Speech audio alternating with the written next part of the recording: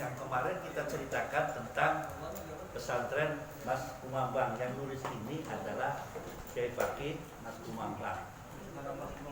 Yang pada akhirnya pesantren Mas Kumambang itu runtuh, NU-nya diruntuhkan oleh anaknya sendiri, namanya Gus Najih, menjadi Wahabi. Nggak tahu sekarang bagaimana perkembangannya. Gus Najih itu seorang kiai yang dipanggil oleh Wahabi menghadap Kongres Wahabi di Riyadh apa di mana lupa saya. Saya punya dulu tuh waktu atau masih ada enggak, saya cari-cari, repot, sering banjir gitu. Itu ada pidatonya, dia menjelaskan pergerakan Wahabi di Indonesia. Teks itu saya terima dari anaknya sekolah di IAIN Jogja pada tahun 1984. Saya waktu itu lagi di Jogja, lagi penelitian, tapi penelitiannya cari uang. Iya, lagi bangun pusat informasi Islam di depan IAIN, bekerja sama dengan Gunung Agung. Ketika itu datang Pak Najihnya, datang ngasihkan saya juga kaget mengenalkan saya masih keluarga Sedayu, saya masih keluarga Kiai Adnan Ali, kan itu catatan yang gede segede gini juga sambutannya dia ketika menjelaskan di kalau sekarang tuh kalau muktamar lah gitu, menjelaskan perkembangan Wahabi di Indonesia. Tambahan lagi, kayak sekarang ada yang ribut Sidikiyah gitu kan. Orang tuanya kakeknya dulu NU, terus buka Torekot Salawatan, gitu kan. Lah, ketika membuka Torekot Salawatan laris, ya, lupa akan yang membesarkannya. Beliau itu masuk ke Golkar, kemudian pengennya seperti kayak Kiai Mustahil Romli. Tapi Kiai Mustahil Romli itu punya benar-benar melaksanakan Torikot. Naksabandianya itu ada di Peterongan gitu. Dia bikin sendiri. Nah yang ini akhirnya lepas dari NU. Yang satu lagi yaitu di Kedunglo. Saya pernah mondok di Kedunglo kurang lebih 1 bulan waktu tahun 65. Waktu itu Kiai Abdul Majid yang sekarang dikenal selawatannya itu selawat juga banyak di Jakarta kok. Ya di sini juga selawatan, kalau nggak diterus-terusin nggak mau, kalau nggak disebut NU-nya kebablasan ngaku sendiri nantinya. Apa? Nuriliyah gitu kan. Bukan begitu. Kita tetap itu hanya sekedar selawatan atau rekod yang kalian alami. Nah, nanti kalau sudah itu mungkin Abah akan melanjutkan baru rekodnya. Semua boyo kuat gitu kan. Gampangan sedino aja ribut. Itu ceritanya yang sampai dengan sekarang. Intinya kan dari awal 4 minggu yang lalu saya mengatakan kalimatul haq uridu bihal batil. Banyak sekali kalimat-kalimat itu benar, tapi yang dimasuk adalah kehancuran. Apa yang dilakukan iblis terhadap Adam dan Hawa itulah kalimatul haq, tapi uridu bihal batil. Dengan was-wasan digoda kan, akhirnya kedua-duanya ngikutin iblis, jatuhlah kita ke bumi. Itu cerita. Nah, kalau Wahabi, kan saya kemarin sudah ceritakan di bawah pimpinan yang namanya Abdul Wahab itu dari Najd. Nabi sendiri pernah paling takut kemarin diceritakan sama Abah itu paling takut masuk ke kota Najd di sana, yaitu bangsa Riyadh dan seterusnya. Itu. Kemudian kelompok ini, ya sepintas saja, kelompok ini dipakai oleh penjajah ketika zamannya Perang Dunia ke-1, dipakai Inggris, ya kan? Untuk dimasukkan kepada keluarga Ali Saud, terus dipiara sama Ali Saud. Ya sebetulnya ya kayak ceritanya Ahmadiyah dipakai Inggris untuk ukur dan saya di sini hanya menjelaskan apa yang telah ditulis oleh Kiai Fakih yang ada di Pondok Pesantren Mu'affar. Kemarin saya menceritakan kedua kiai tokoh besar yang sama-sama gurunya, yaitu Zaini Dahlan di Mekah, tapi berlainan pendapat. Yang satunya senang kentongan, yang satunya senang beduk. Ketika Mas Kumambang datang ke Tebuireng, beduknya dicopot, diganti kentongan, menghormatin beliau itu tidak senang beduk. Beduk itu min perbuatannya kan banyak kan beduk kan dari Cina di sana begitulah. Kentongan itu bertentangan. Akhirnya untuk menghormati kedua-duanya, ya dihormati cara tata caranya masing-masing, tapi sama-sama Ahlussunnah wal Jamaah gitu loh. Yang mengatakan di sini ini sama itu hati risalah taklidul Wahabiyah linasoro al-Protestania. Jadi Wahabi itu hanya sekedar taklid saja kepada kelompok-kelompok Kristen Protestan. Artinya Mas Kumambang ngerti tentang pergerakan Protestan itu apa, Kristen Protestan itu apa. Ini sama. Sampai kalau ikut Protestan nggak ada itu salib, ada gambarnya.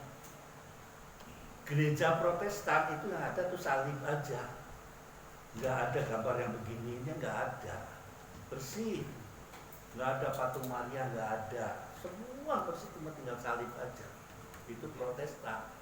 Nah, Wahabi kata Kiai Mas Kumambang ini, semua ada begitu, pengen mengembalikan kepada Al-Quran dan hadis. Apa-apa yang terjadi ini gitu kan, ikutan mazhab juga nggak bisa, nggak boleh ada mazhab-mazhaban itu. Kalian kalau ngikut saya Abdul Wahab, ya ikutin saya. Apa pendapat saya itulah yang benar. Jadi kayak zamannya Aristoteles lagi waktu itu, dia pemaksaan pendapat, pokoknya apa yang dianggap benar benar, apa yang dianggap salah salah, menurut diri sendiri. Nah ini berkembanglah di situ sehingga ketika membongkar masjid ketika Perang Dunia ke-1, ya kan, itu mau dibongkar semua. Ingat Masjid Kubah itu ada dua. Kubah di mana pertama Rasul bangun masjid masih ada. Yang Kubah Kodro itu yang ada di Madinah itu mau dibongkar sama kubur-kuburannya. Muncullah lagi itu yang nolak, namanya Abdul Wahab lagi dari Indonesia, yang ketika itu namanya Nahdlatul, bukan Nahdlatul Ulama, ya Komite Hijaz dulu belum NU, bukan Nahdlatul Wathon kan? Nahdlatul Wathon. Ya, Nahdlatul, pokoknya sama yang dengan di NTB lah gitu. Nahdlatul Wathon setelah pulang baru ya namanya Nahdlatul Ulama. Ketika itu belum Nahdlatul Wathon. Protes namanya Komite Hijaz. Artinya pertentangan NU dengan Wahabi sejak pada Perang Dunia ke-1. Jadi kalau balas dendam terhadap NU, semua sasaran tembak Wahabi itu NU. Semua sasaran tembak itu hanya ke NU. Tapi nggak berani kalau NU Kebon Nanas, bawa NU Kebon Nanas, nah buyin itu. Bahaya. Itu. Ya. Misalnya tembak kali itu, sampai sekarang juga begitu. Kemarin diceritakan di Wonosalam, di Wonosalam itu Mojoarno. Di Mojoarno itu tempat kelompok-kelompok Kristen Jawi atau Kristen Kejawen dipimpin oleh Ki Sadra saya juga dulu termasuk ketika memilah buku, tak kira buku Kisah Drah itu bukan orang Kristen, itu ada terbitan Tempo namanya Kisah. Saya masukkan itu pada buku Islam. Begitu saya buka, subhanallah, bukan kiai, namanya Kisah. Dia itu seorang pendeta dari Solo Tigo, pindah ke Mojoarno mendirikan gereja Jawa. Nah ini yang dikhawatirkan kalau Wahabi ada di situ, yang kena hantam dulu itu ini gerejanya ini nih yang kalau sama itu nggak berani lah, kalau saya yakin untuk sementara waktu, walaupun itu kecolongan. Saya tanyakan kepada bupatinya, sampai sekarang bupatinya belum menjawab kenapa diizinkan bangunan pondok pesantren yang 9 hektar itu. Bilang ke 10, saya nggak tahu. Di Wonosalam. Kalau yang di Banyuwangi nggak jadi. Itu ada laporan ke saya, jangan sampai izinnya dikeluarkan. Kalau tidak, jangan sampai tanahnya dijual. Yayasannya itu pakai yayasan imam, salah satu imam masjid K. Ada Hulevi-Hulevinya begitulah, yang suaranya enak. Itu ceritanya. Jadi apa yang diajarkan oleh Wahabi itu dilarang baca sholawat. Dilarang, ngapain baca sholawat? Langsung Allah. Atau kita menghubung-hubungkan. Apalagi sampai pakai wasilah. Wasilah atau wasil gitu kan. Atau kalau doa kan biasanya ada tawasulan apa gitu kan.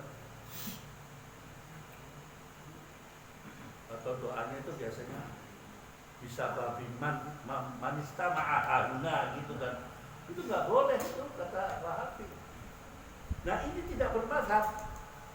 Kalau Ahlul Jamaah ada 4 mazhab, Syafi'i, Hanafi, Hambali, dan 4 mazhab tinggal dipilih. Dia tidak bermazhab. Yang akhir-akhir ini baru masuk kepada Ahmad bin Hambal, artinya mazhab Hambali untuk kamuflase. Apakah itu dikatakan taqiyah? Wallahu a'lam. Itu kalau bicaranya saya begini di Saudi begini nih, ngomong begini nih, ditangkap coy. Tangkap. Orang namanya Syekh Yasin Padang. Saya pernah banyak sekali waktu itu saya ngurusin kitab ya. Saya ngikut ngaji begitu, dengarkan gitu kan. Orang saya bukan santri langsung, cuma hanya ngikut ijazah aja gitu. Begitu ada taktis langsung bahasa kitabnya kita bawa Wahabi yang namanya Aqidah Tohawiyah. Wah, kita tobatnya nggak mau tahu dan teman, ya kurang gitu kan.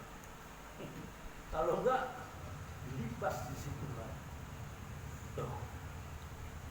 Nah, ada lagi kelompok-kelompok yang Abdul Wahab An-Nabdi itu, ada Jamaluddin Al-Afghani, ada lagi Muhammad Abdul yang dari sini, ada lagi Rasid Ridho. Rasid Ridho punya tafsir yang namanya Al-Manar. Majalahnya juga Al-Manar. Ada lagi kiai saking keselnya nih, Wal Majnun Syukri Apandi. Wah, dibilang geblek gitu kan di sini ada. Wal Majnun Syukri Apandi Al-Alusi Al-Baghdadi. Ini kelompoknya mereka. Yang satunya lagi Wa Abdul Qadir At-Talansani. Kalau sekarang yang ISIS itu Adnan Khani. Masih ada turunannya di Israel. Saya ketemu terjemah konsul Inggris di Jeddah. Dia itu seorang penerjemah bahasa Arab konsul Inggris yang ada di Jeddah, kata Kiai. Kiai ini gak senang dengan kalimat-kalimat apa yang disampaikan oleh kelompok-kelompok Wahabi tentang sabilillah. Menurut dia sabilillah itu hanya tertentu, yang artinya sabilillah itu hanya untuk perang. Kalau kita kan tidak umum. Kalau dia khusus untuk huzat, untuk orang pengertiannya perang.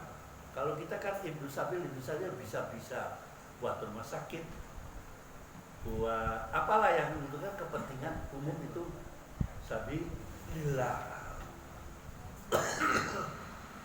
Dan itu harus diikuti. Apakah dana yang kemarin itu di ACT itu termasuk itu? Wallahu a'lam. Pengertiannya itu kan. Itu.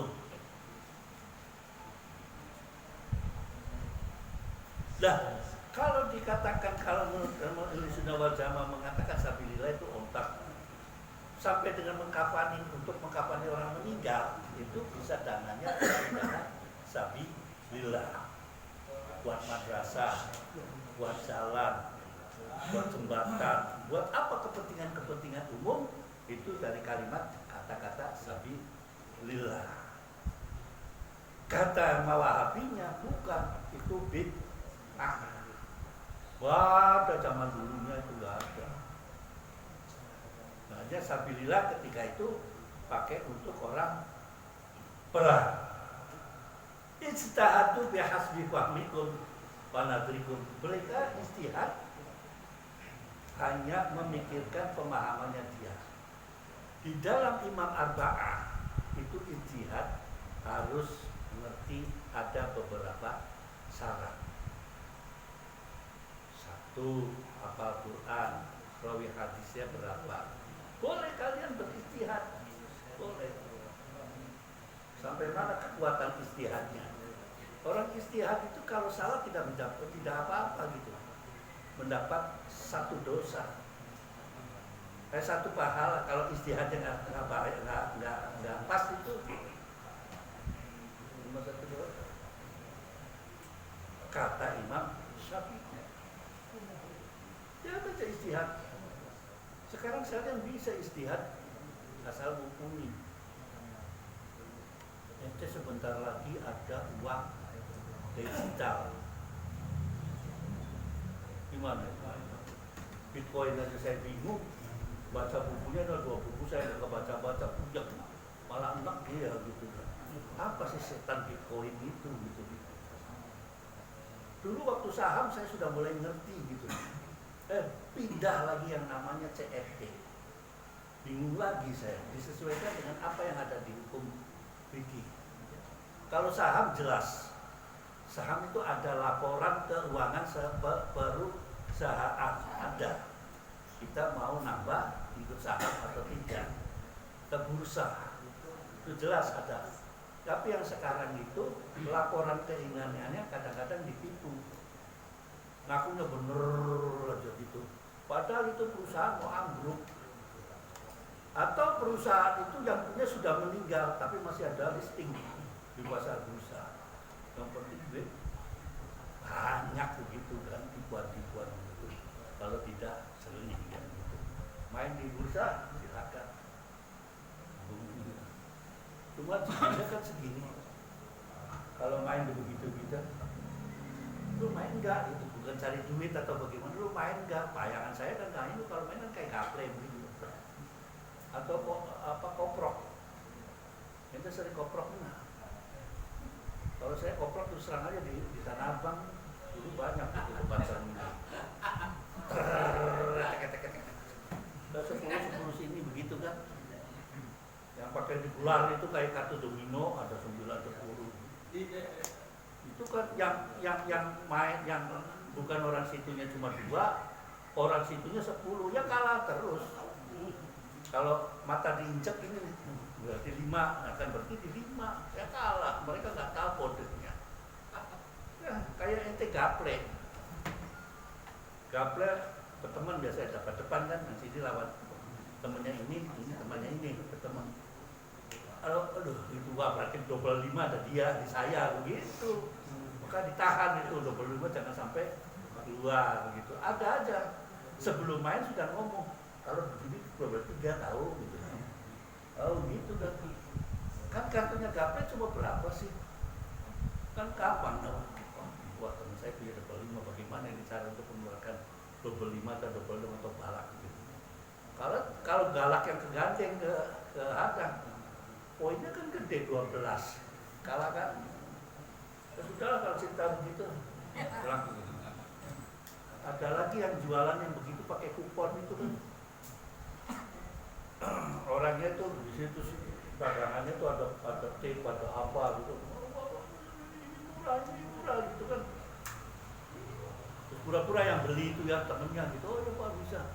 Nanti kalau ada orang lain mau beli, dibawa ke belakang, diomongin begini. Atau kamu di mall itu ada anaknya ganteng-ganteng, ceweknya bagus-bagus, jual ini. Ada nggak brosur, Pak ini nanti kita dapat ini, kan ada. Gue sih nggak pernah kesenian, gue mainannya mau senian gitu tahu gitu kan. Karena banyak itu masuk di kamar. Kalau terus dijusuk semua terus, akhirnya kan deal. Padahal barangnya itu barang nggak ada artinya. Back in-nya tuh nggak jelas. Kena alas di situ. Rajuan. Dan cerita itu.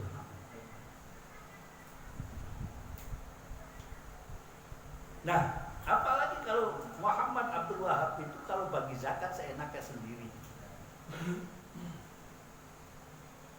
Banyak lagi kata kiai ini. Intinya istahidu bihasbi fahmikum wa nadrikum. Mereka berijtihad tidak menurut ulama-ulama yang biasa, tapi menurut dirinya sendiri dan kepentingannya diri sendiri. Semuanya begitu. Baik itu Jamaluddin Al-Afghani dan baik yang lainnya juga, sampai dengan tadi yang dikatakan Al-Majnun. Sedekah itu boleh enggak untuk orang kaya? Kalau Ahlussunnah wal Jamaah boleh kalau dia ikut perang. Ini sih nggak boleh. Kaya ngapain dikasih sedekahan? Harus dikembalikan kepada imamnya. Jadi bukan hanya perang saja. Gitu kan. Kalau pengertiannya sedekah kan untuk orang umum, nggak boleh. Kamu sedekah, saya tadi dapat duit, tuh sedekah untuk gue aja ya, besok jangan lo gitu kan. Itu pun pengaruh. Sampai berkembang dari Najd, sampai berkembang sampai Mekah Madinah didudukinya. Keluarga raja dikuasainya. Tuh. Yang pada ujungnya nanti akan jadi namanya Ikhwanul Muslimin. Nah, beliau ini menentang benar apa yang dirumuskan oleh Imam Empat. Tentang habis-habisan. Dan akan dikembangkan nanti namanya taklid Buddha. Taklid Buddha itu dihembuskan dari mereka. Itu hanya mengikuti Buddha saja itu, taklid Buddha. Kalau mengikut Batavia bukan taklid Buddha. Ada jalannya. Apakah sekarang banyak? Ada di Indonesia, ada kan? Ada. Makanya saya militansinya sebetulnya ACT itu hebat. Berapa tahun sampai segitu? Saya di sini 10 tahun aja nggak kaya-kaya gitu. Pak ACT. Bingung saya mikirin ACT. Paling tidak kan Sobiri bisa pakai Alphard itu. Alphard.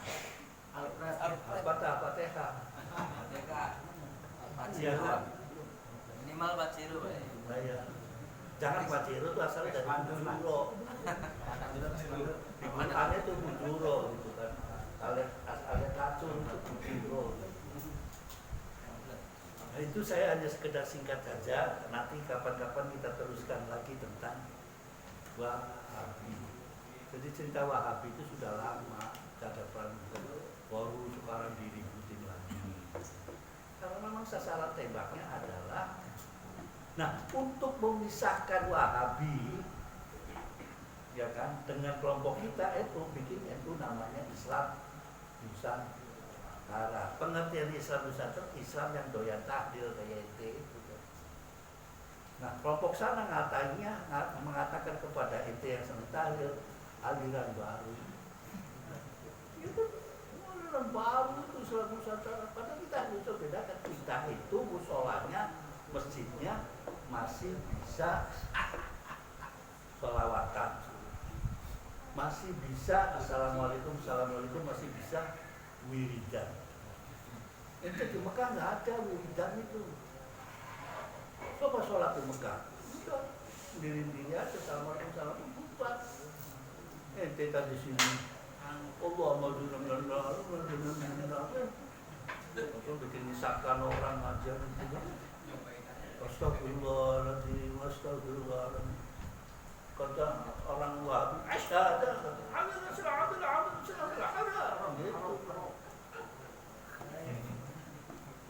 gampang sekali untuk mengatakan begini.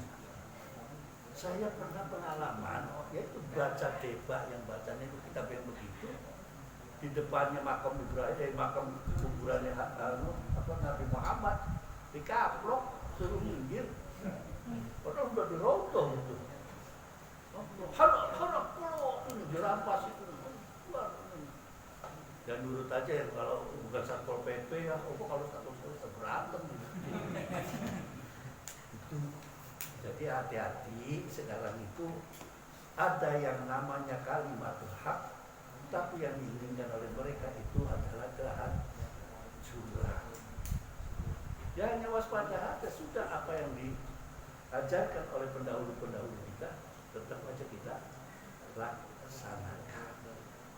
Ya tahlil, ya selamatan saya 7 hari, itu di sana tidak ada. Di Mekahnya yang negara yang diturunkan namanya agama tidak ada. Jadi kalau ada 7 hari, 40 hari orang meninggal cuma hari itu saja. Saya sebagai tuan rumah di sini, di sebelah sananya baca Quran gitu kan, dan tidak. Ya, kita cukup panas cukup ini. Pokoknya takziah gitu, saya mengambil sebelah udah itu. Wah ada rame-rame doang, lu ngobrol, gitu kan orang. Emang orang kita nggak bisa.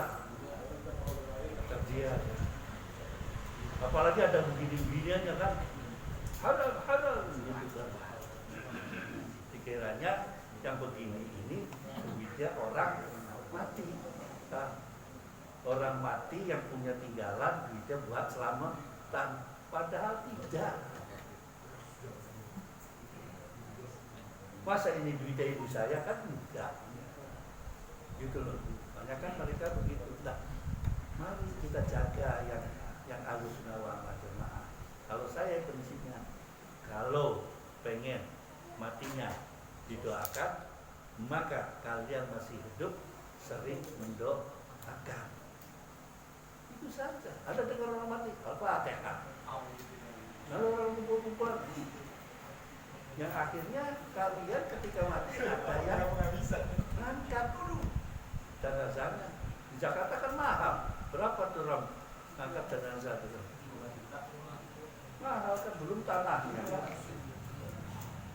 Orang saya di kampung aja kemarin aja tetap aja ngasih duit buat nyangkul, buat beli itunya dan ini.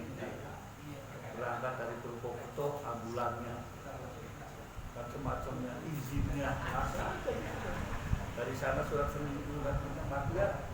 Masuk ke kuburan ditanyain lagi izin penguburan. Umatnya coba, ya buru-buru aja dikubur di penguburan tar. Ini tanahnya kakek saya sih. Wah, jalan. Itu kan begitu. Saya ucapkan terima kasih pada malam hari ini. Mudah-mudahan Allah yang akan membalas. Amin. Wallahu muwaffiq ila aqwamit thoriq. Wassalamualaikum warahmatullahi wabarakatuh. Assalamualaikum warahmatullahi wabarakatuh. Ram, saya ngaji Ram, nanti lapor apa lu?